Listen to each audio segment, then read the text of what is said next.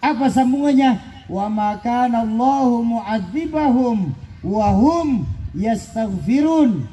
Dan Allah tidak akan mengazab, menurunkan bencana selama di tengah-tengah mereka masih banyak yang istighfar.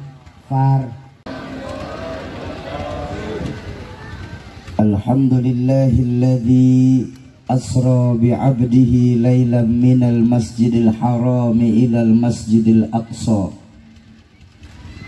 alladzi barakna haulah. Wassalatu wassalamu ala sayyidina rasulillah sayyidina wa maulana Muhammad ibn Abdullah wa ala alihi wa ashabihi wa man tabi'ahu wa wala. La hawla wa la quwwata illa billah. Amma ba'du. Qala Allah ta'ala fil Qur'anil Karim wa huwa asdaqul qailin. A'udzu billahi minasy syaithanir rajim. Bismillahirrahmanirrahim. In uridu illal islaha mastata'tu wa ma taufiqi illa billah alaihi tawakkaltu wa ilaihi unib. Wa qala Rasulullah sallallahu alaihi wasallam ballighni walau ayah. Sadaqallahul azim wa sadaqa rasulul karim.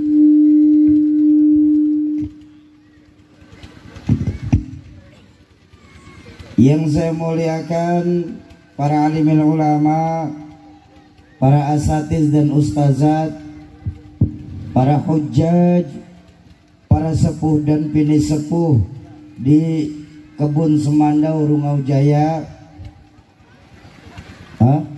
Rungau Raya, ya beda satu huruf Pak. Wabil khusus segenap pengasuh pondok pesantren 1, 2, dan 3, segenap pengajar majlis taklim di Rungau Raya, ada guru saya Ustadz Hashim, Ustadz Hanif, Ustadz Nur Rahman, wabil khusus ketua DKM Masjid Nurul Hikmah. Semoga Allah tetapkan iman dan Islamnya dalam rangka menjaga semangat agama di Rungau Raya tercinta kita ini. Amin ya rabbal alamin. Yang saya hormati para tokoh-tokoh masyarakat, tokoh-tokoh kepemerintahan, aparatur pemerintah baik sipil, TNI maupun polisi. Ada Bapak Kepala Desa Rungau Raya, Bapak Yuda Saputra, pimpinan Kebun Semandau dan segemua staf, abang-abang dari Banser NU, keluarga besar Nahdlatul Ulama Rungau Jaya, bapak-bapak dan ibu-ibu jamaah ma'asyiral muslimin dan muslimat, para calon penghuni surganya Allah yang dicintai Allah subhanahu wa ta'ala. Ikan sepat rasanya lezat dicampur sambal terasi. Isra Mi'raj adalah mukjizat tak terukur akal, tak terlintas di hati. Bapak Ibu, peristiwa Isra dan Mi'raj adalah salah satu peristiwa yang hanya bisa ditangkap dengan nilai-nilai keimanan. Bukannya otak nggak mampu, tapi otak kita ini terlalu kecil di Rungau Raya ini untuk memahami peristiwa sebesar Isra dan Mi'raj ini. Ya pongge. Bagaimana mungkin bisa otak sekecil kita di Rungau Raya ini memahami peristiwa sebesar Isra dan Mi'raj? Coba kita lihat. Dalam melakukan perjalanan Isra Mi'raj, baginda Nabi melakukan perjalanan yang amat sangat jauh. Bahkan sejarah mencatat menembus 3 buah alam. Alam nasut, alam malakut, alam lahut.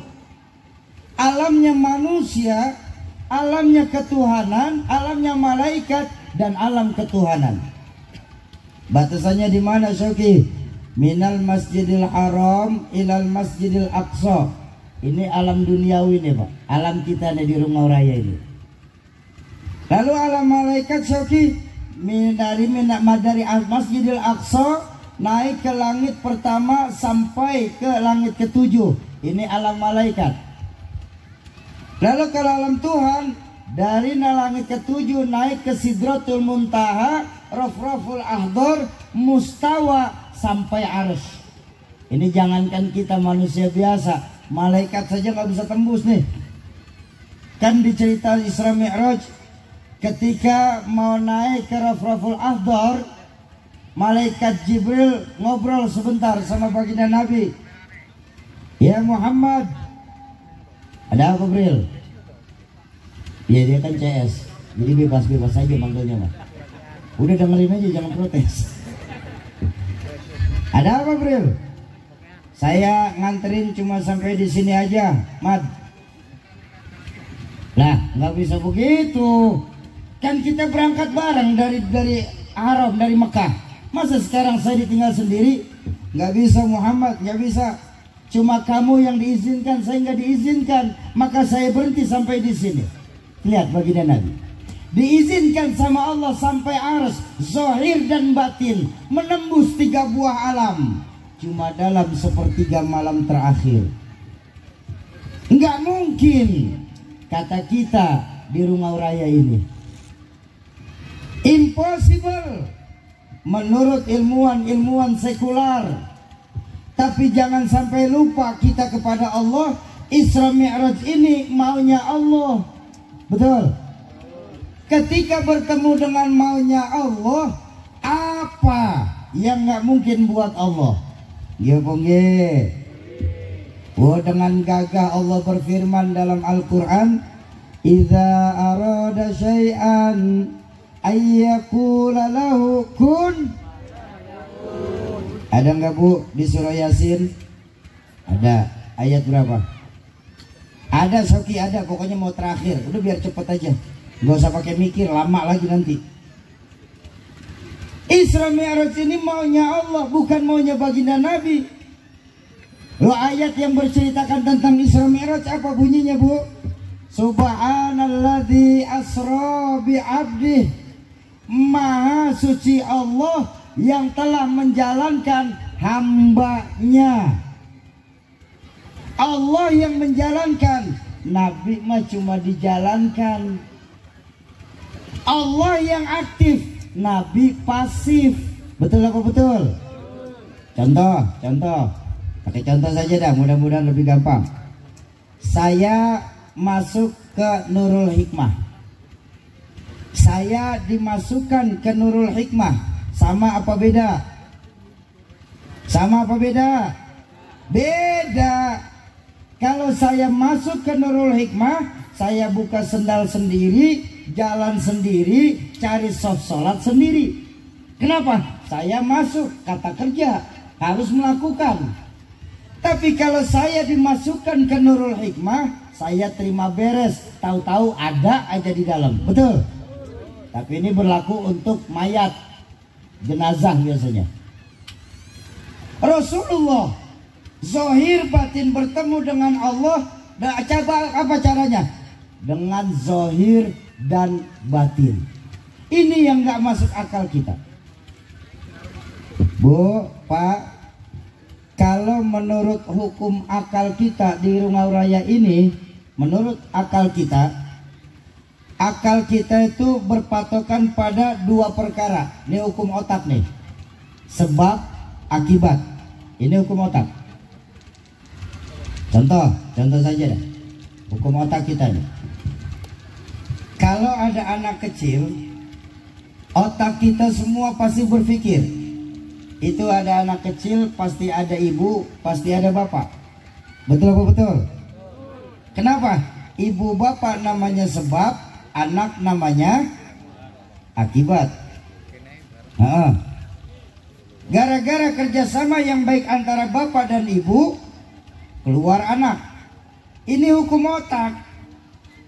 Tapi kalau hukum Allah, hal itu nggak mesti terjadi. Nabi Adam, bapak tidak, ibu tidak. Allah mau, jadi apa tidak? Jadi. nggak akan pernah bisa diselidikin. Sebentar, ini feedback dari mana nih ya? Jangan diotak-atik lagi Pak, tadi enak. Mic yang lain tutup saja. Iya. Sampai mana saya barusan? Nabi Adam. Nabi Adam, bapak nggak ada, ibu nggak ada. Allah mau, jadi apa tidak? Jadi. Nggak akan pernah sanggup diselidiki bahkan dengan ilmu yang paling mutakhir. Kok Nabi Adam bisa ada ya? Padahal Nabi Adam kan nggak punya ibu, nggak punya bapak. Apa mungkin Nabi Adam keluar dari sawit? Nah, di sini otak kita mesti tahu diri. Itu bukan wilayah kamu, tak. Otak. Nabi Adam, Nabi Isa, ibu ada, bapak tidak ada. Allah mau, jadi apa tidak? Jadi. Nggak akan pernah bisa dibicarakan dari kebiasaan masyarakat di Rungau ini. Itu Siti Maryam kok bisa hamil ya? Padahal Siti Maryam kan nggak punya suami. Oh maaf Bapak Ibu, maaf. Siti Maryam itu seorang perempuan suci. Beliau dekat dengan Tuhannya. Makanya hamilnya Siti Maryam tanpa suami itu disebut mukjizat. Apa namanya? Mukjizat. Sayang banyak perempuan sekarang tidak mau kalah sama Siti Maryam Pak. Di Jakarta ini, di Jakarta. Kalau di Rungau sih ada.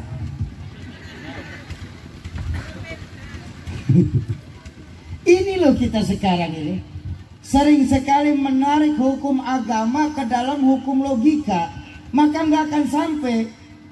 Kalaupun bisa pasti dihubung-hubungkan, jadinya sekular kita. Betul? Nih ada kejadian, ada kenyataan. Dulu ketika masih jadi sanawiyah, masih sekolah di sanawiyah, saya pernah membaca sebuah buku yang dimiliki orang tua saya, Rahmatul Abror Ki Zainuddin MZ. Buku itu ditulis oleh seorang ilmuwan Amerika Pak, namanya Dr. Arthur Clarke. Buku tersebut Arthur Clarke menulis memprediksi tentang kemajuan teknologi di masa yang akan datang. Ditulis dalam buku tersebut nanti, katanya nanti nih, di tahun 90 saya baca. Nanti tahun 2000-2010 ilmu pengetahuan akan mengalami loncatan besar. Sehingga nanti tahun 2010 anak-anak kita sudah nggak perlu lagi datang ke sekolahan. Kenapa? Karena saat itu sudah ditemukan mechanical of education, mesin pengajar. Jadi kata Arthur Clarke, nanti tahun 2000-2010 yang namanya sekolahan, madrasah, pondok pesantren bangkrut total. Ustadz nganggur. Kenapa? Anak-anak kita udah nggak perlu datang lagi ke pesantren. Mereka sudah bisa belajar di rumah. Ayo kita lihat. Sekarang ini ada teknologi yang bernama internet. Betul? Bahkan yang miris sekarang, orang untuk belajar agama sudah nggak perlu datang lagi ke guru, nggak perlu guru lagi. Belajarnya sama Mbah Google, ngambil sanatnya sama ustazah YouTube. Makanya jangan heran Pak, orang sekarang ini banyak tahu tapi nggak tahu banyak. Banyak tahu tapi nggak tahu banyak. Kenapa? Karena dalam agama sanad keguruan itu merupakan sesuatu yang mutlak, nggak bisa ditawar.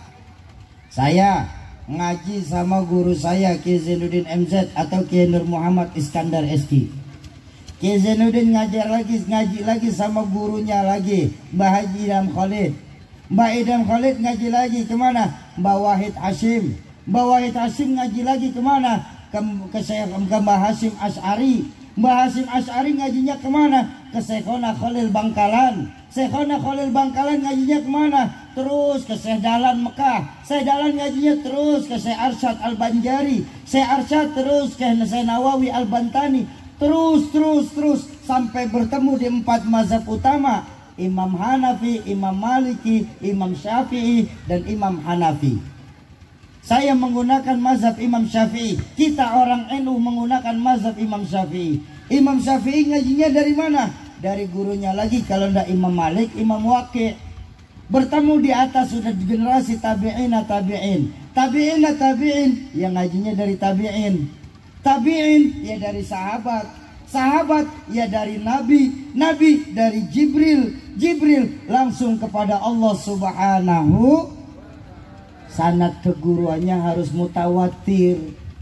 Nggak bisa ditanya, kok kamu tahu hukum ini? Katanya. Ayo, berapa banyak sekarang yang baru ngaji bab katanya sudah berani mengkafir-kafirkan dan menyalahkan amaliyah yang dilakukan guru dan orang tua kita. Ya Pongge. Kenapa bisa begitu? Karena ngajinya sama Mbah Google. Ini loh kita sekarang. Terbukti nggak ucapan Arthur Clarke? Terbukti. Lalu diteruskan lagi, nanti tahun 2030-2040 kata Arthur Clarke, manusia sudah bisa mendekati kecepatan cahaya hipersonik 18.000 km per detik kecepatan cahaya. Sekarang kita masih supersonik kecepatan suara. Kecepatan suara itu 8.000 km per menit. Itu kecepatan suara tuh. Ya. Hampir terbukti lagi. Lalu diprediksi lagi sama Arthur Clarke, nanti tahun 2060-2070 Indonesia kita, masyarakat dunia sudah bisa melakukan perjalanan lintas planet, interflight sailor. Jadi nanti kalau kita suntuk tinggal di dunia, kita bisa pindah ke Mars, kita bisa pindah ke Jupiter, bahkan kita bisa pindah ke Pluto. Tuh, lihat, luar biasa kemajuan teknologi kita. Orang Amerika tahun 90 sudah memikirkan bagaimana hidup di bulan. Kita di Rungau Raya ini masih memikirkan bagaimana cara hidup dari bulan ke bulan. Ya Bang ye. Nah, apa selesai? Belum. Puncak ilmu pengetahuan itu terjadi nanti di tahun 2100. Di mana kata Arthur Clarke, saking majunya teknologi di 2100, kita manusia sudah tidak perlu lagi yang namanya mati.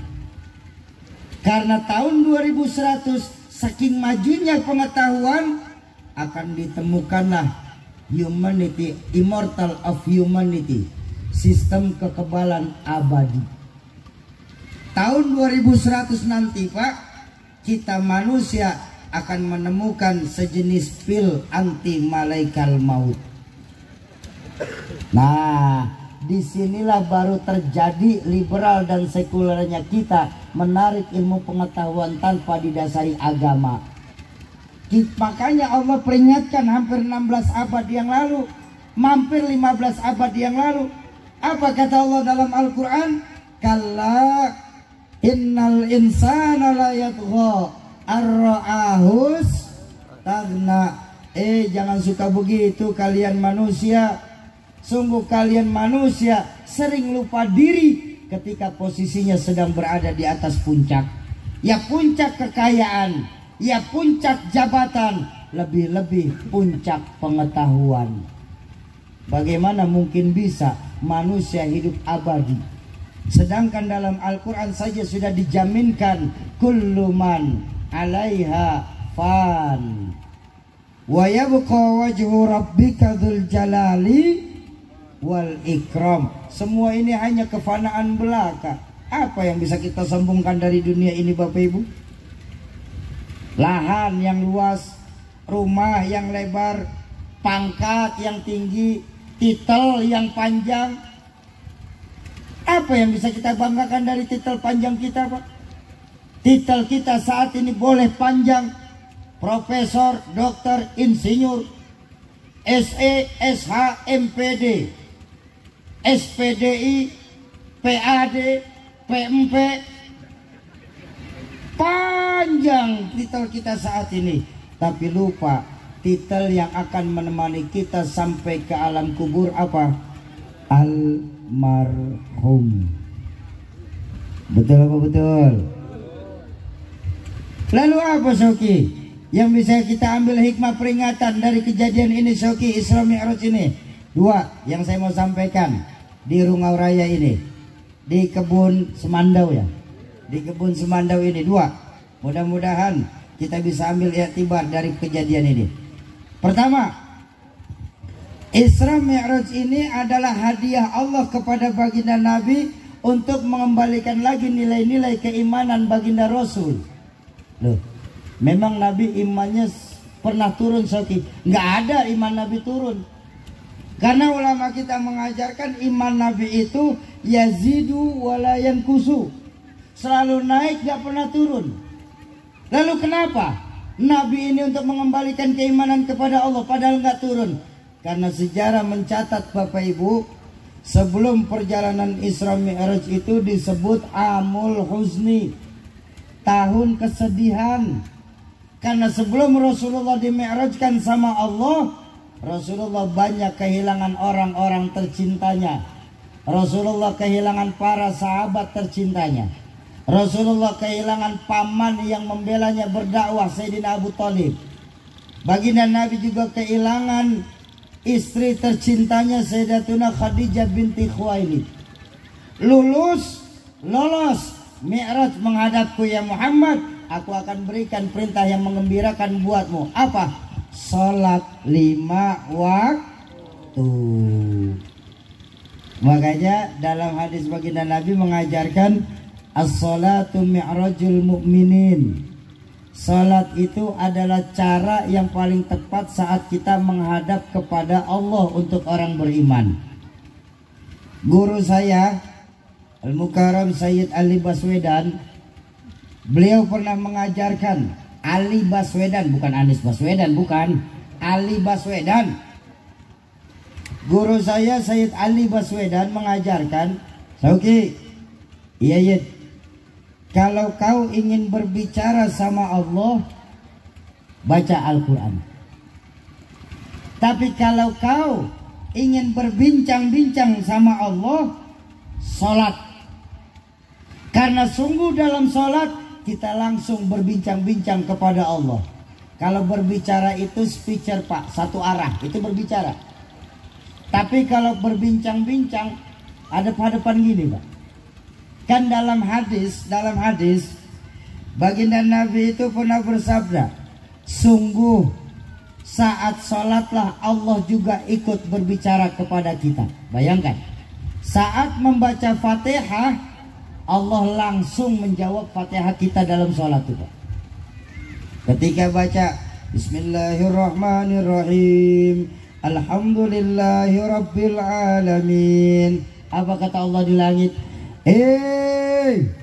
Para penghuni langit, lihatlah, itu di bawah hambaku sedang memujiku, kata Allah. Ar-Rahmanir-Rahim. Penghuni langit, saksikan mereka sedang merayuku, kata Allah. Maliki yaumiddin, la ilaha illa ana, kata Allah. Sungguh tiada Tuhan selain aku, kata Allah. Masya Allah. Iyyaka na'budu wa iyyaka nasta'in. Hambaku yang sedang salat, ngomong apa kebutuhanmu saat ini. Ngomong. Sungguh aku malu, kata Allah, kalau aku tidak sampai memenuhi saat kau sedang salat kebutuhanmu itu. Allahu Akbar. Lalu kenapa kita dalam sholat harus terburu-buru, Pak? Rata-rata keluarga besar Kebun Semandau dalam sholat itu kalau nggak berjamaah berapa menit? 5 menit. Kelamaan 5 menit. 5 menit mah doa apa udah kebaca. Rata-rata kita sholat itu 3 menit setengah. Malahan teman saya ada 1 menit setengah. Paket kilat khusus. Doanya Allahumma lantas jalan, bukan Allahumma antas salam, bukan.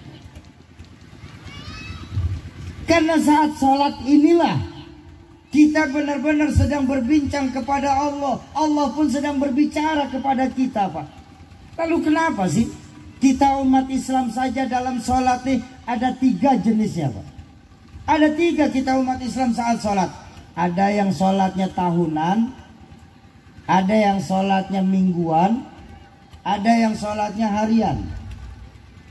Yang sholatnya tahunan, Idul Fitri dan Idul Adha, ini aja sudah yang dicecer, Pak. Nggak mau lepas nih. Kalau yang sholatnya mingguan, Jumat aja, Jumat nggak boleh kelepas. Kalau sholatnya harian ada 2, ada yang rajin penuh, ada yang bolong-bolong. Yang bolong-bolong gimana, Soki? Subuh sholat, zohor di kebun, asar kecapean, maghrib kepulesan, isya ketiduran. Ada yang kayak begitu di sini? Yang mana?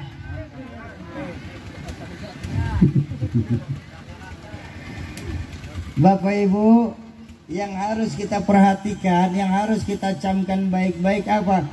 Baginda Nabi mengingatkan, awwalu ma yuhasabu yaumal qiyamah as-shalah. Amal yang pertama kali nanti ditanyakan sama Allah adalah sholat kita. Lihat. Baginda Nabi dalam perjalanan Isra'nya melakukan perjalanan minal masjid ilal masjid. Ya, artinya apa? Baginda Nabi mengajarkan kepada kita umat Islam dengan masjid harus laksana ikan sama air. Bapak Ibu, ikan sama air ada yang terpisah apa tidak? Ada apa tidak? Ada. Ikan mau mati, ikan goreng. Kalau kita manusia sudah mulai menjauhi masjid, jiwanya yang mati. Kalau kita di Rungau Jaraya ini jiwanya sudah mati, maaf, tengoklah ikan, Bu, Pak. Ikan hidup, ikan yang hidup, puluhan tahun dia berendam di air laut, nggak akan jadi asin, Pak. Ikan hidup, betul. Tapi ikan mati itu tergantung situasi dan kondisi. Digaremin asin, diasemin asem. Umat Islam kalau jiwanya sudah mati, dia akan mudah terombang-ambing oleh gelombang kehidupan di dunia ini, Bang. Makanya saya alhamdulillah dari tadi saya nggak berhenti bersyukur kepada Allah. Kita punya masjid Nurul Hikmah nih, alhamdulillah. Masjid kita bagus, nyaman untuk ibadah, betul? Alhamdulillah. Kegiatan beragamanya juga selalu jalan sebagai warga NU. Ada peringatan Isra Mi'raj, betul? Ada peringatan Maulid Nabi, betul? Ada pengajian majelis taklim ibu-ibu, betul? Alhamdulillah. Salat berjamaahnya juga tadi di rumah kata Ustadz Hashim. Oh, Masya Allah, Syauki, salat berjamaah kita di Nurul Hikmah nih selalu penuh, terutama subuh. Saya tahu, saya subuh sering lewat sini kok. Kalau udah subuh Nurul Hikmah kita penuh sampai keluar, Pak. Nggak ada yang masuk, keluar semua. Kalau udah subuh imam doang berdua sama karpet, Pak. Yang azan dia, yang qomat dia, yang baca doa dia, yang aminin doa dia, yang matiin lampu masih dia juga. Imam borongan sekarang banyak masjid kita. Hei, ayo kita makmurkan masjid kita lagi. Jadikan masjid sebagai pusat kegiatan umat. Coba tengok baginda Nabi. Di masjid baginda Nabi melakukan sholat berjamaah, betul? Di masjid pula baginda Nabi mengajar agama. Setuju? Bahkan di dalam masjid pula baginda Nabi berpolitik. Nggih. Bahkan di masjid pula baginda Nabi mengatur strategi militer dalam berperang. Masjid dijadikan oleh baginda Nabi sebagai pusat kegiatan umat. Lalu kenapa kita sekarang ini hanya menjadikan masjid sebagai tempat ibadah saja? Kalau sudah lepas sholat berjamaah, biasanya masjid-masjid kita nasibnya layak kuburan, sepi tanpa ada aktivitas apapun. Banyak dari kita bisa bangun masjid, tapi nggak bisa bagaimana menghidupkan masjid. Padahal sudah jelas dalam Al-Quran, innama ya'muru masajidallah man amana billahi wal yaumil akhir. Orang yang mampu menghidupkan rumah-rumah Allah adalah mereka yang benar-benar beriman kepada Allah dan hari akhir. Wa aqimus shalah wa yu'tunaz zakah, dan mereka juga menghidupkan sholat serta menunaikan zakat. Itu loh orang yang mampu menghidupkan masjid. Artinya apa? Memang sangat kita rasakan Bapak Ibu, belakangan ini tingkat keimanan kita kepada Allah mulai lentur, bahkan luntur adanya. Berasa apa tidak? Terasa apa tidak? Iman kita kepada Allah sudah mulai lentur, bahkan luntur. Kita lihat sekarang. Insya Allah keyakinan saya, dan insya Allah saya benar kali ini. Keyakinan saya, insya Allah di sini, di Rungau Raya ini, di kebun Semandau ini, umat Islam yang namanya syirik jali, syirik terang-terangan, insya Allah udah nggak akan terjadi lagi. Amin.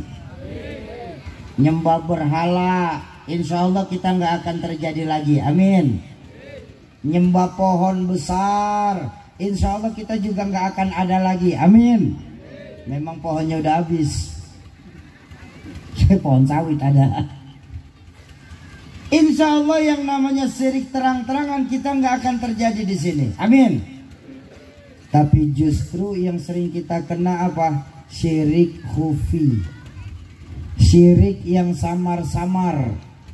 Kita yakini sesuatu selain Allah Subhanahu. Cincin, kita lebih percaya ada tuahnya Pak. Saya semenjak pakai cincin ini nih, nah cincin kita percaya. Saya semenjak pakai cincin ini Pak, jangankan anak perawan, nenek-nenek lihat saya lemas Pak.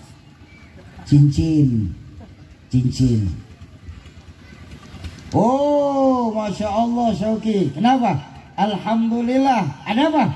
Semenjak miara ikan arwana, rezeki saya nggak putus-putus. Arwana kita percaya, lohan kita percaya, gabus, apapun selain Allah. Nih ibu-ibu, bu, nih yang ibu-ibu sering kena nih tanpa disadari nih Bu. Saya sakit berobat kemana-mana nggak sembuh-sembuh, tapi ke sono saya sembuh no ke dokter anu. Nah dokter kita lebih percaya Pak. Kita lupa bahwa kita diajarkan wa idza maritum fahuwa yashfin. Kalau saja kita sakit, yakin 1000% Allah yang akan menyembuhkan kita. Obat, dokter, tabib cuma perantara. Betul apa betul? Tapi berapa banyak dari kita sekarang ini Bapak Ibu, perantara kita lebih sering jadikan tujuan utama. Kita lupa, syahadat mengajarkan kita apa? Disiplin keyakinan. Kalau kita yakin tiada Tuhan selain Allah, maka hakikat kita dalam kehidupan apa? Kita nggak boleh menyembah kecuali hanya kepada Allah. Kita pantang menggantungkan hidup kecuali hanya kepada Allah. Kita nggak boleh takut kecuali hanya kepada Allah. Dan kita jangan mohon pertolongan kecuali hanya kepada Allah. Imannya mantap, tauhidnya hebat. Betul? Ayo siang hari ini di peringatan Isra Mi'raj di halaman Masjid Nurul Hikmah. Kita kembalikan lagi nilai-nilai keimanan kita kepada Allah. Saya tanya, Bu, Pak, saya kasih tahu sedikit.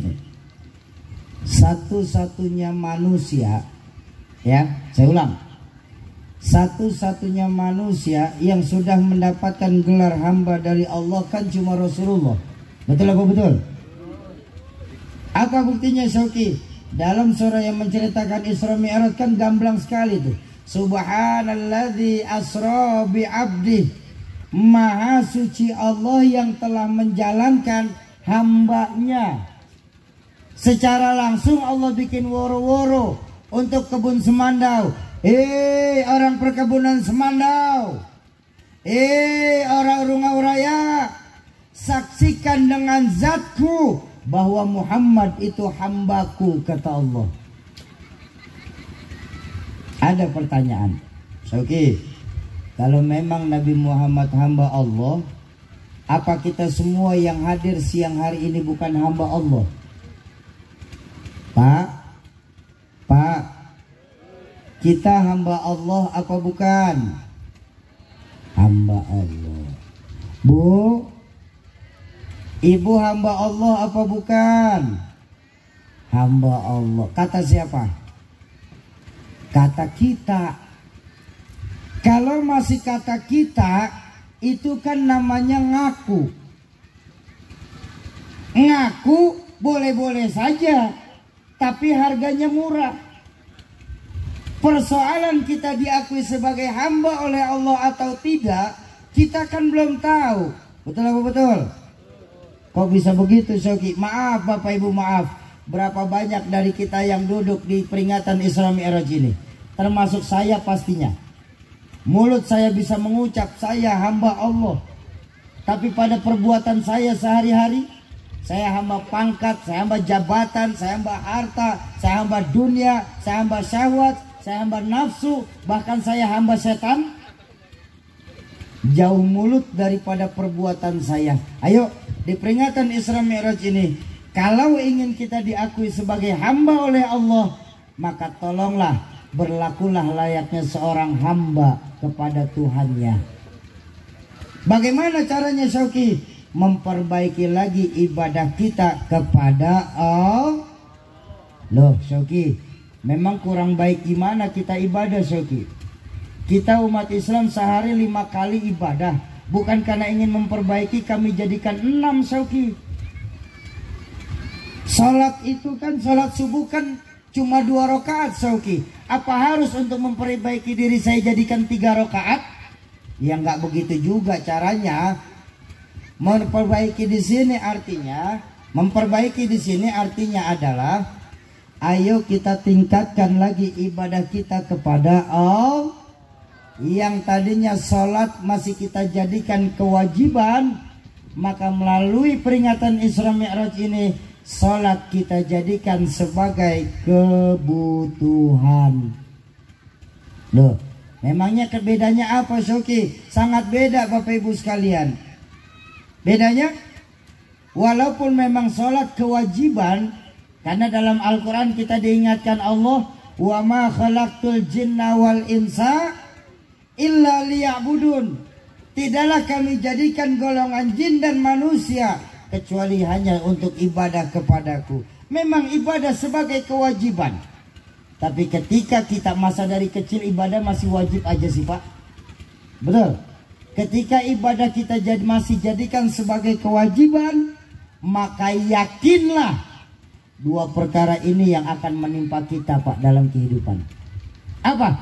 Pertama, kita tidak akan menemukan esensi atau intisari atau pelajaran dari ibadah yang kita lakukan. Kenapa? Karena sholat kita masih sebatas kewajiban. Ayo kita lihat, berapa banyak kita di Rungau Raya ini Pak, orang sholatnya rajin, maksiatnya tekun. Ada nggak? Orang yang baca Qur'annya setengah jam, ngomongin tetangganya sejam setengah, ada apa tidak? Orang yang sedekahnya mau tapi nyolong sawitnya lebih banyak dari yang disedekahin, ada apa tidak? Yang mana? Oh, di sini nggak ada. Di sini nggak ada, di kebun lain. Ini mah saya bicara di kebun lain. Kalau di sini mah sama.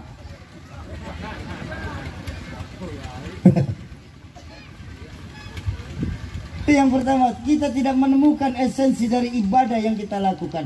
Ibadah sholat mencegah perbuatan keji dan mungkar. Itu yang pertama. Tapi kita tidak menemukan esensi dari sholat kita. Lalu yang kedua, ketika ibadah masih kita jadikan sebagai kewajiban, yang kedua, maka insya Allah kita akan jenuh dalam melakukan ibadah itu sendiri, Pak. Kok begitu, Soki? Karena sholat kita masih wajib. Sama, Bapak Ibu kerja di kebun. Cita-cita kerja awal memenuhi kebutuhan sebagai kepala rumah tangga. Betul? Baiklah, kalau masih setahun, 2 tahun aman, 5 tahun lamanya aman. Tapi kalau sudah puluhan tahun, kerja dengan situasi yang sama. Berangkat dari rumah jam 7, pulang ke rumah jam 5. Di kebun ketemunya sama A, B, C, D. Terus kerjaannya pun di kebun A, B, C, D. Selama puluhan tahun. Maaf. Berapa banyak kawan-kawan kita yang akhirnya mengundurkan diri dari kebun. Betul? Kenapa? Menemukan titik jenuh dalam bekerja. Pun ketika ibadah. Ketika ibadah kita jadi kewajiban, maka kita akan menemukan titik jenuh dalam beribadah. Tapi coba bayangkan Bapak Ibu, ketika sholat kita jadikan sebagai kebutuhan. Apa ya kebutuhan ini ya? Makan. Bu. Makan wajib apa butuh? Wajib apa butuh? Butuh. Makan itu kebutuhan, Pak, bukan kewajiban. Betul? Kita nggak kerja bisa tetap hidup, Pak. Tapi kalau kita nggak makan, mati kita, Pak. Makan itu kebutuhan. Sekarang saya tanya, ada nggak orang Rungau Raya ini yang bosan sama makan? Ada nggak? Kan gerakan makan cuma begitu-begitu aja. Dari saya masih disuapin sampai bisa nyuap sendiri. Yang namanya gerakan makan dari piring ke mulut. Iya, Bung? Belum pernah saya ngeliat karena bosan makan piring ke mulut, piring ke kuping. Nggak ada. Gerakan makan dari tahun 1 sampai saat ini dari piring ke mulut. Tapi kenapa kita nggak bosan sama makan? Karena butuh. Coba bayangkan, hakikat sholat kita, Pak, bukan Allah yang butuh kita. Masya Allah, satu Kalimantan Tengah, bahkan satu dunia sudah tidak ada yang sujud sama Allah. Allah nggak akan mundur jadi Tuhan, Pak. Kenapa? Bukan Allah yang perlu kita, kita yang perlu Allah. Ayo, apalagi kita masih di bulan akhir bulan Rajab. Ada satu doa baginda Nabi yang selalu diucapkan apa ketika masuk bulan Rajab? Allahumma barik lana fi Rajab wa Sya'bana wa balighna Ramadana. Ya Allah, berkahi kami di bulan Rajab dan Sya'ban hingga sampaikan kami kepada bulan Ramadan. Bapak Ibu, bulan Rajab ini adalah masuk Ashhurul Hurum. Betul? Dari 12 bulan yang Allah ciptakan, Allah memiliki 4 bulan istimewa. Di mana 4 istimewa Allah ini 3 berdampingan, 1 agak terpisah. Ini kita sering lolos nih umat Islam nih, untuk menikmati dan mengambil manfaat dari Ashhurul Hurum. Apa yang berdampingan? Zulqa'dah, Zulhijjah, Muharram. Yang agak terpisah apa? Rajab. Nah, jadi di bulan Ashhurul Hurum ini keistimewanya apa? Pahala Allah lipat gandakan, dosa Allah tambah. Hei. Jadi saya pesan nih Pak, kalaupun bapak-bapak di Rungau Raya ini masih senang berbuat dosa, Tapi di Ashhurul Hurum ini cari dosanya yang kecil-kecilan saja. Jangan yang besar dilakuin, yang kecil-kecilan saja. Apa dosa kecil? Keluar sendal sholat berjamaah nuker sendal, keluar masjid nuker sendal. Kalau ntar ada kejadian di Nurul Hikmah berarti omongan saya manjur, dah gitu aja. Bapak Ibu, kalau saya boleh ya, makanya amalia yang diajarkan baginda Nabi untuk mengisi Ashhurul Hurum apa? Memperbanyak istighfar. Nih, saya sering merenung, Ustaz. Kalau lagi datang apa? Saya punya kangen sama orang tua saya selalu merenung, ya Allah, kalau baginda Rasul masih ada di tengah-tengah kita, saya yakin dan percaya musibah nggak akan datang ke tengah-tengah kita. Kalau Rasul masih ada di dunia, saya yakin Allah nggak akan menurunkan yang namanya banjir. Allah nggak akan pernah kasih kita tanah longsor. Allah nggak akan pernah kasih kita gempa. Kenapa? Karena memang baginda Nabi rahmatan lil alamin. Loh, memang begitu Syauqi. Apa buktinya? Allah yang memberikan saksi, memberikan janji dia dalam Al-Quran. Wa ma kana Allahu liyu'adzibahum wa anta fihim. Sungguh Allah tidak akan menurunkan bencana, hai Muhammad, selama di tengah-tengah mereka engkau masih ada di tengah-tengah mereka. Tuh janji Allah. Janji Allah kepada baginda Nabi. Allah tidak akan menurunkan bencana selama masih ada baginda Nabi di tengah-tengah kita. Betul? Ayo kita lihat bagaimana kurang ajarnya Abu Jahal, Abu Lahab, Abu Sofyan, dan abu-abu lainnya. Saat itu Abu Janda belum ada soalnya. Tapi belum ada sejarah mencatat Abu Lahab disambar geledek karena ngeledek Nabi. Ada nggak ceritanya? Nggak ada. Kenapa? Karena masih ada Nabi di tengah-tengah mereka sebagai rahmatan lil alamin. Makanya harusnya kan kita berpikir, Nabi sekarang udah nggak ada lagi di tengah-tengah kita. Nabi sekarang sudah tidak ada di atas permukaan bumi. Nabi sekarang adanya di bawah perut bumi. Maka beruntunglah kita orang Rungau Raya ini. Ayat Qur'annya masih nyambung. Apa sambungannya? Wa ma kana Allahu mu'adzibahum wa hum yastaghfirun. Dan Allah tidak akan mengazab, menurunkan bencana selama di tengah-tengah mereka masih banyak yang istighfar. Wa ma kana Allahu mu'adzibahum wa hum yastaghfirun. Dan Allah tidak akan menurunkan bencana di tengah-tengah kita selama di tengah-tengah kita masih banyak yang istighfar. Ayo di akhir Rajab ini dan setelah Rajab nanti Sya'ban, Ramadan, terus Syawal, kita sering-sering memperbanyak istighfar. Bapak Ibu, baginda Nabi yang dosa sudah mendapatkan jaminan ampun saja sama Allah. Liyaghfira lakallahu ma taqaddama min dhanbika wa ma ta'akhkhar. Hei Muhammad, dosamu yang dulu, yang sekarang atau yang akan datang, itu pun kalau ada sudah bebas ampunan dari Allah. Nabi lihat dosa sudah jaminan ampun saja, tapi beliau istighfar satu hari 100 kali. Wa fi riwayatin sab'ina marrah. Riwayat lain mencatat sedikitnya baginda Nabi beristighfar 70 kali. Sekarang saya tantang di Semandau ini. Saya tahu orang Rungau Raya, orang Semandau nggak suka ditantang. Tapi sore hari ini saya tantang orang Semandau, orang Rungau Raya ini. Bapak Ibu, kita nih dosa setiap saat bertambah, betul? Kesalahan kita setiap waktu meningkat, setuju? Mampukah kita di Rungau Raya ini menolak bencana Allah dengan memperbanyak istighfar sehari 100 kali. Sanggup? 20 orang. Ini kan lebih dari 20 orang ini.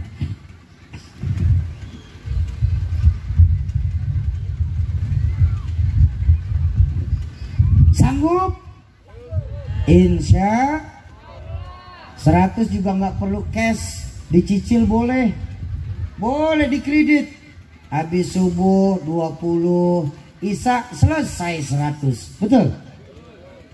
Dan hebatnya istighfar itu serius silahkan, santai sambil dilaguin. Boleh nggak istighfar dilaguin? Boleh istighfar dilaguin. Ibu-ibu saya sambil nemenin anaknya belajar, bacain istighfar dilaguin. Astaghfirullah Rabbal baraya, astaghfirullah minal khataya.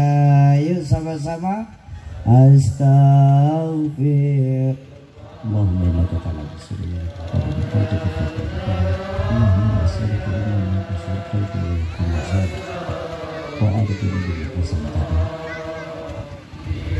Kurang kompak, gonceng aras Allah sore hari ini dengan istighfar kita.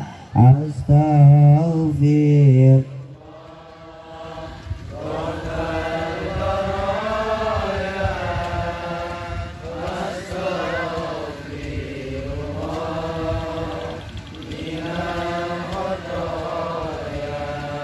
Alhamdulillah, sempat minum juga saya akhirnya. Ya aus, ibu nyengir aja kering, apalagi saya teriak. Iseng banget, aus. Bu, ada yang kedengaran di kuping saya tuh. Sauki orangnya iseng ya. Kenapa? Dia yang aus, kita sama-sama suruh istighfar.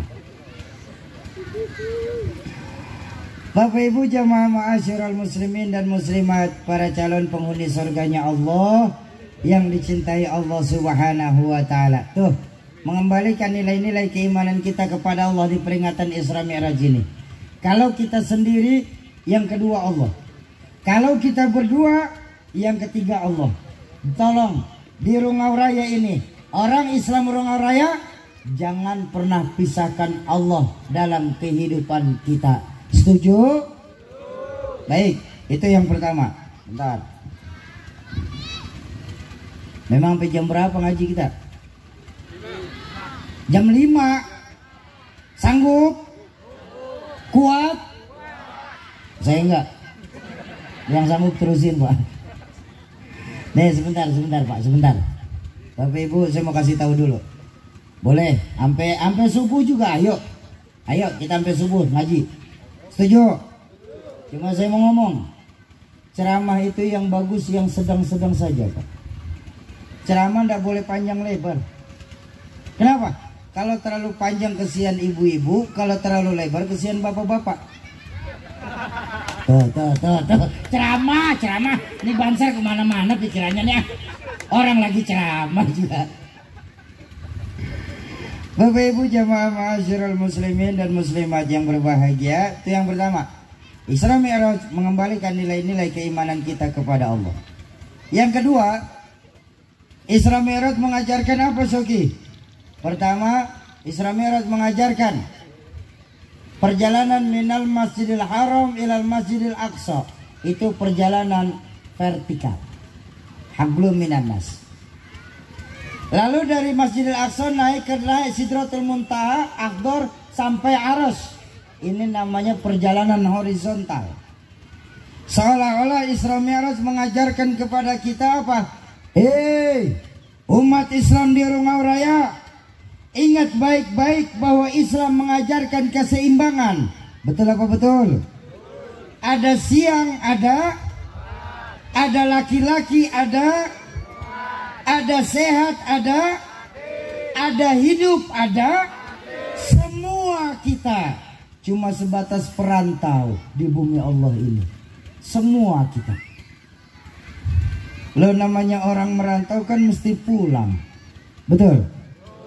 Orang merantau mesti sombong kita. Kalau kita sadar kita hanya seorang perantau tapi tidak pernah mikirin pulang. Pulang seharusnya senang. Pulang seharusnya girang. Nggak percaya? Saya tanya, Bu, selesai pengajian kita pulang ke rumah masing-masing. Pulang apa enggak? Senang? Kenapa senang? Pulang ke rumah ketemu keluarga, copot kerudung, ganti daster, betul? Bapak-bapak ketemu keluarga bisa ngopi, kumpul sama kawan-kawan di depan rumah, betul? Terbukti orang pulang pasti senang. Dulu waktu masih sekolah, kalau Bapak Ibu ingat, di kelas kita ada guru galak sekali. Pas pelajaran beliau ada pengumuman, Bapak guru nggak masuk sekolah, anak-anak boleh pulang. Pulang, senang apa tidak? Bandel semua anak Marawis nih ternyata ya. Kenapa senang? Uang jajan utuh, jam pelajaran kosong, boleh pulang. Orang pulang pasti senang. Terakhir, selesai hidup di dunia kita pulang kepada Allah. Pulang, senang apa enggak? Ragu-ragu. Mau bilang senang, takut ntar malam. Apa sih yang bikin kita pulang kepada Allah itu berat? Ada yang mengganjal di hati. Dua diajarin sama orang tua saya, Kiai Zainuddin MZ. Pertama, hubbud dunya wa karahiyatul maut. Kita ini terlalu cinta Pak sama urusan dunia nih Pak, sehingga timbul saat berpisah ada yang berat di hati nih, ngeganjel. Maka pulang kepada Allah pasti berat. Apapun pekerjaannya, karena memang ini rayuan setan Pak. Setan pintar ngambilnya dari cinta dunia. Seorang hartawan apabila di hatinya sudah cinta sama dunia, maka yang diurusin adalah soal hartanya saja. Nggak mau berkurang, dicari terus. Kalau bisa sampai bikin orang ampe susah payah pun nggak ada masalah. Seorang pejabat yang apabila di hatinya cinta sama dunia, mereka akan takut dengan kehilangan jabatannya. Maka yang terjadi, dia akan menghalalkan segala cara. Yang penting tetap bangkring di jabatannya. Ada nggak yang kayak begitu? Banyak. Bahkan maaf sekali maaf. Seorang ulama sekalipun, yang apabila di hatinya dia udah cinta sama dunia, maka beliau akan takut dengan yang namanya kematian. Sehingga kita lihat, akan takut mereka kehilangan jamaahnya. Maka yang terjadi supaya jamaahnya tidak kabur, dia akan membuat hukum sedemikian rupa.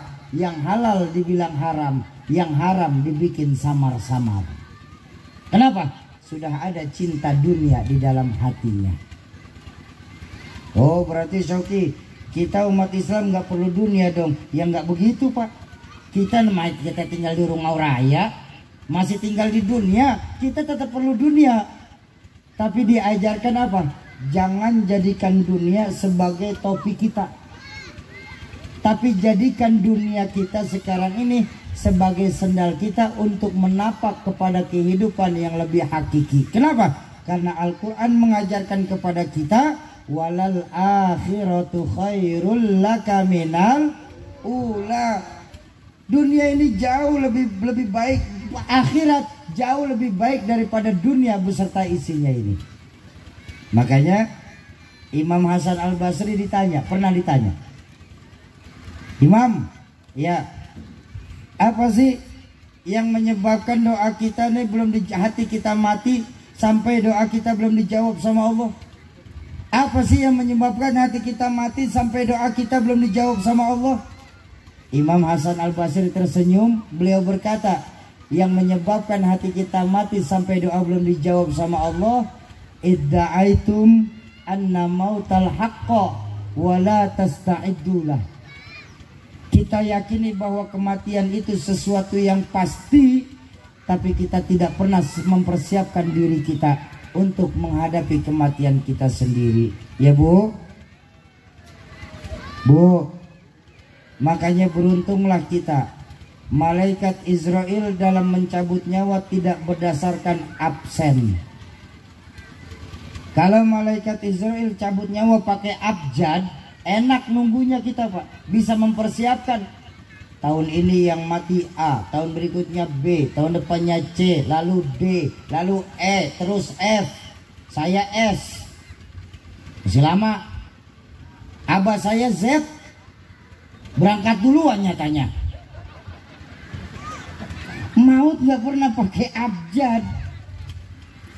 Siap atau tidak siap, rela atau terpaksa,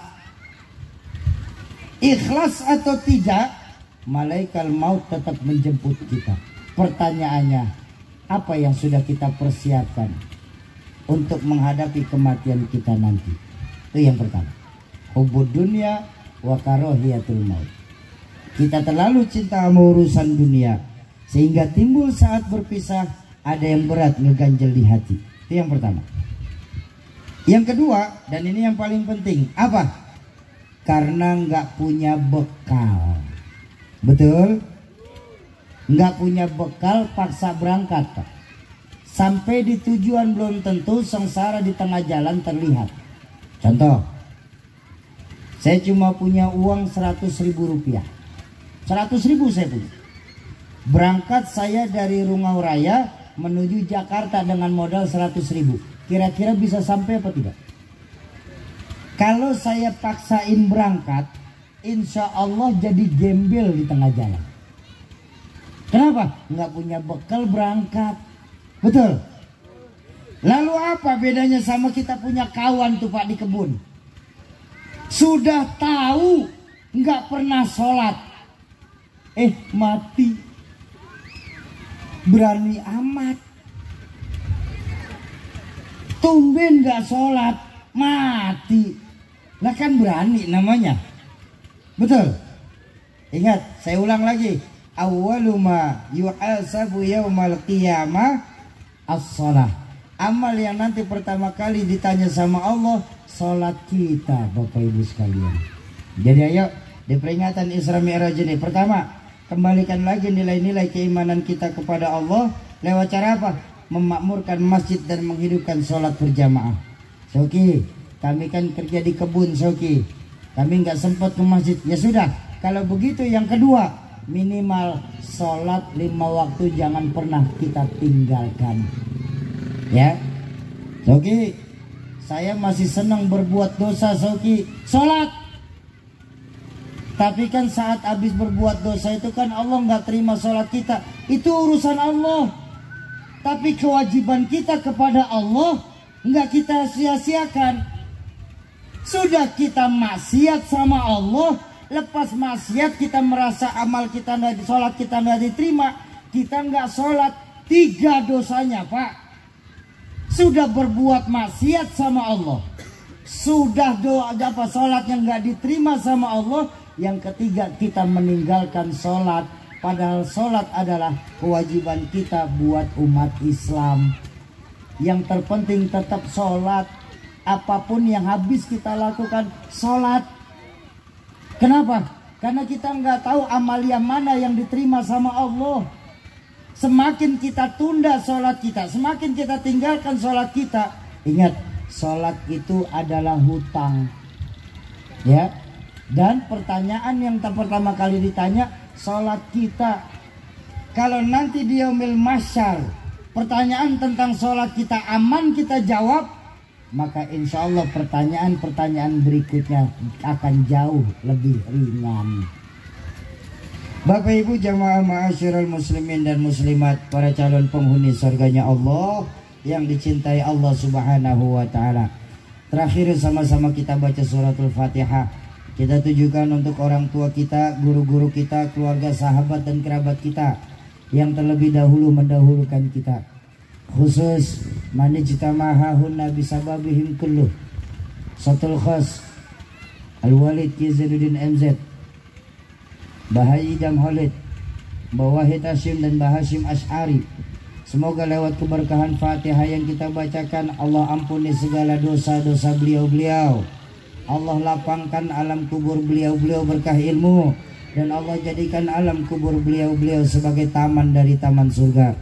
Yang kedua, untuk kita semua, orang tua kita, guru-guru kita, keluarga, sahabat dan kerabat kita yang pada sore hari ini sedang kurang sehat, semoga lewat keberkahan Fatihah yang kita bacakan dan keberkahan majelis ilmu yang kita duduki, Allah angkat segala penyakitnya, Allah sehatkan kembali jasmaninya, Allah kumpulkan lagi di tengah-tengah keluarga tanpa kurang satu apapun. Yang ketiga, untuk kita semua yang hadir di majelis Isra Mi'raj sore hari ini, majelis ilmu ay majelis yustajabu fihi doa. Majelis ilmu adalah majelis tempat diangkatnya doa.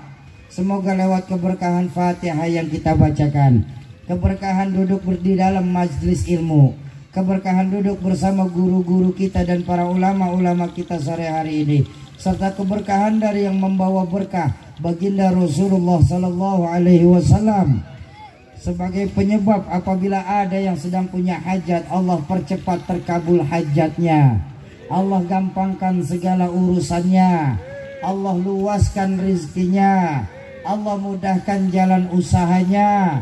Lewat keberkahan Fatihah, Allah jadikan anak keturunan kita anak keturunan yang soleh dan soleha.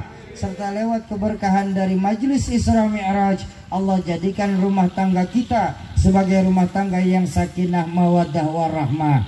Ala hadhihi niyah wa ala likulli niyatin salihah wa ila hadratin Nabi Mustafa. Al-Fatihah. A'udzu billahi minasyaitonir rajim. Bismillahirrahmanirrahim. Rabbil alamin arrahmanir rahim maliki yaumiddin. Iyyaka na'budu wa iyyaka nasta'in. Ihdinas siratal mustaqim. Siratal ladzina an'amta 'alaihim ghairil maghdubi 'alaihim waladdallin. Amin. Bapak Ibu, kesimpulan kita pada pengajian sore hari ini adalah, ayo dengan peringatan Isra Mi'raj ini kembalikan nilai-nilai keimanan kita dan rajinkan kita untuk menghidupkan sholat berjamaah di masjid. Kenapa? Karena intan yang paling mahal, mutiara yang paling berharga itu nilai-nilai iman, ya Bu ya. Jadi tolong jaga baik iman kita, tapi juga jangan egois. Wariskan iman kita kepada anak keturunan kita nanti. Islam memang bukan agama warisan, Pak, tapi iman wajib kita wariskan. Tanamkan kepada anak-anak kita, baik yang ada di sini maupun yang ada di rumah. Nak, zaman boleh berganti nak, tapi keyakinan jangan sampai mati nak. Masa silahkan berubah nak, tapi akidah jangan sampai goyah nak. Kenapa? Untuk iman kita hidup. Dengan iman saat ini kita sedang berjuang sebagai orang tua. Dan dalam iman nanti semua kita berharap bisa kembali ke hadirat Allah Subhanahu wa ta'ala. Kalau ada kalimat-kalimat saya yang salah, itu mutlak datangnya dari mulut saya yang bodoh ini. Mohon dibukakan pintu ridho dan pintu maaf yang sebesar-besarnya. Kalaupun ada kalimat-kalimat saya yang mungkin tadi agak-agak kasar, harap dimaklum adanya. Karena biar bagaimanapun saya ini hanya seorang makhluk kasar, bukan makhluk halus.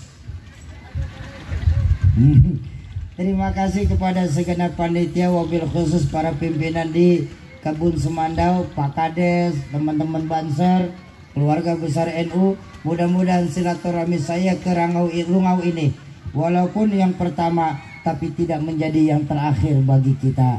Jumpa lagi di lain kesempatan insya Allah. Mohon maaf apabila ada kesalahan ucapan maupun tingkah laku. Usikum wa nafsi bitaqwallah. Assalamualaikum warahmatullahi wabarakatuh.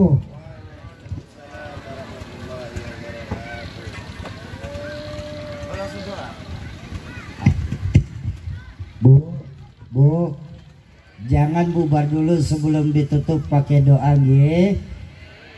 Bismillahil Fatihah. A'udzubillahi minasyaitonirrajim. Bismillahirrahmanirrahim. Alhamdulillahi rabbil alamin arrahmanir rahim maliki yaumiddin wa nasta'in ihdinas siratal mustaqim siratal ladzina an'amta 'alaihim ghairil maghdubi 'alaihim waladdallin. Nastaghfirullahalazim nastaghfirullahalazim nastaghfirullahalazim. Bismillahirrahmanirrahim. Alhamdulillahi rabbil alamin hamdan na'imin hamdan syakirin hamdan yuwafi ni'amahu wa yukafi'u mazidah. Ya Rabbana lakal hamdu kama yanbaghi li jalali wajhika wa 'azimi sultanik. Ya daimal fadli 'alal bariyah, ya basital yadaini bil 'atiyah, ya sahibal mawahibis saniyah. Salli ala Muhammadin khairal bariyah waghfir lana ya dzal ula fi hadhihi al-'ashiyah. Allahumma bi barakatil Qur'an iftah lana abwabal khair wa abwabal barakah wa abwaban ni'mah wa abwabal rizqi wa abwabal quwwah wa abwabas sihah wa abwabas salamah wa abwabal afiyah wa abwabal jannah. Allahumma ya man aqarra lahu bil ubudiyyah kullu ma'bud, ya man yahmaduhu kullu mahmud, ya man yafza'u ilaihi kullu majhud, ya man yatlub minhu kullu maqsud, ya man huwa liman da'ahu da'iman maqsud. Allahumma ya man la yahtaju ilal bayani wa tafsir, hajatuna ilaika kathir, hajatuna ilaika kathir, hajatuna ilaika kathir wa anta alimun biha wa basir. Allahumma inna nakhafu minka wa nakhafu man yakhafu minka wa nakhafu man la yakhafu minka. Allahumma bihaqqi man yakhafu minka najjina mimman la yakhafu minka. Allahumma bihaqqi sayyidina Muhammadin uhrusna bi'ainika alladhi la tanam waqnufna bika nafika allati la turam waqnufna bika waqnufna bi alaina fala tuhlikuna wa anta thiqatuna wa raja'una. Rabbil fir lana wa li walidina warhamhum kama rabbawna shighara wa li jami'il muslimina wal muslimat wal mu'minina wal mu'minat al ahya'i minhum wal amwat innaka sami'ud du'a. Allahumma ighfir li ummati sayyidina Muhammad, Allahumma arham ummata sayyidina Muhammad, Allahumma ansur ummata sayyidina Muhammad, Allahumma jibur ummata sayyidina Muhammad. Rabbana hablana min azwajina wa dhurriyyatina qurrata a'yun waj'alna lil muttaqina imama. Rabbana atina min ladunka rahmatan wa hayyi lana min amrina rasyada. Rabbana zalamna anfusana wa illam taghfir lana wa tarhamna lanakunanna minal khasirin. Rabbana atina fid dunya hasanah wa fil akhirati hasanatan wa qina adzaban nar. Wa sallallahu ala sayyidina Muhammadin wa ala alihi wa sahbihi wa sallam. Subhana rabbika rabbil izzati amma yasifun wa salamun alal mursalin walhamdulillahi rabbil alamin. Terima kasih, mohon maaf. Usikum wa nafsi bi taqwallah. Assalamualaikum warahmatullahi wabarakatuh.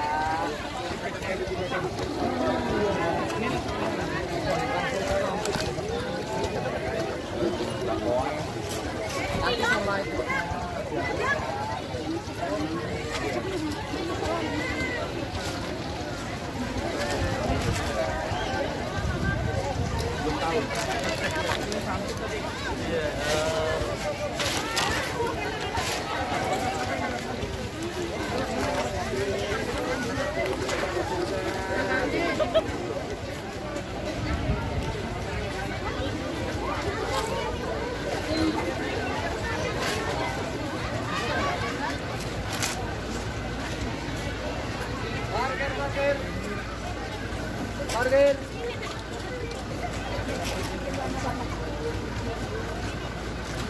Harus hati-hati ya. Di situ kan.